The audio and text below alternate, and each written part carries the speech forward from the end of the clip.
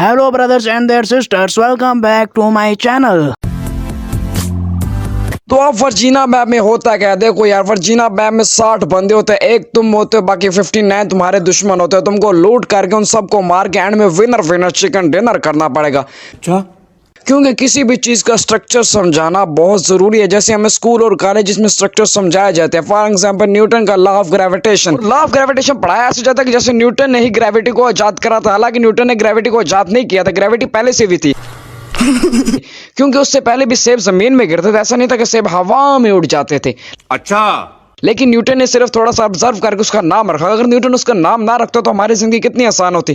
क्योंकि लोग गांव में ऐसे ही रहते, उनके नाम नहीं रखे जाते। कभी मुन्ना, काका, किसी नाम से भी फेमस हो जाते और पूरी जिंदगी उनका वही नाम चलता है।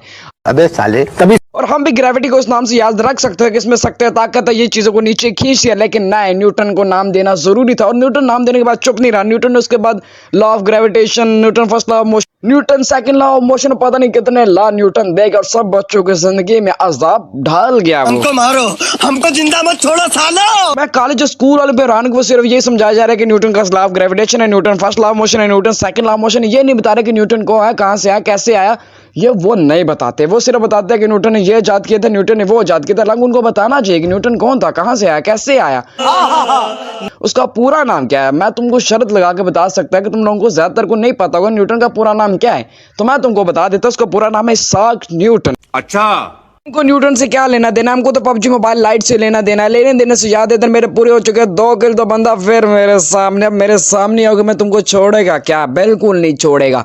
क्योंकि पढ़ाई हमको नहीं छोड़ती, हम तुमको नहीं छोड़ते थे। इस दुनिया में कोई किसी को नहीं छोड़ता। जिस टाइम जिसको मौका मिलता है वो दूसरे पर आ जाता है। तो मैं इधर उसको आराम से मारेगा, क्योंकि ये है पबजी मोबाइल लाइट।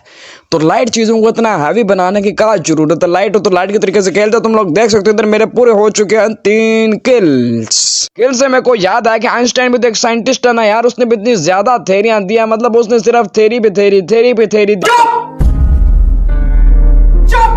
लेकिन डिस्कवर कुछ नहीं करा। उसने डिस्कवर नहीं किया, फिर भी हमारी जिंदगी को अजाब में उसने भी डाल के रखा हुआ है। कंट्रोल। इन सब में सिर्फ एक साइंटिस्ट है जिसने सब कुछ किया, लेकिन वो उसने हमारी जिंदगी में अजाब नहीं डाला। उसका नाम है थॉमस एडिसन।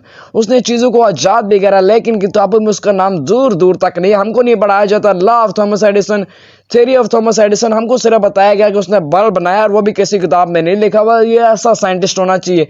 तो अपने लिए डिस्कवर कर रहा ना, हमारे लिए थोड़ी कर रहा। हम उस चीज के बारे में क्यों पढ़ें? बात तो सही है। क्योंकि कभी कभी पढ़ लेना अच्छी बात है। तो मेरे को न्यूटन का पूरा नाम तो पता चल चुका है, लेकिन आइंस्टाइन का पूरा नाम नहीं पता। अगर तुम में से किसी को पता है तो कमेंट करके तो आबेदारान हासिल करें, क्योंकि तुम्हारी नॉलेज में भी इजाफा होगा, उसके साथ मेरी नॉलेज में भी इजाफा हो जाएगा। तो आज के लिए मेरे पास कहने को इतने, तो तुम चैनल को सब्सक्राइब और बेल आइकन को प्रेस कर दे।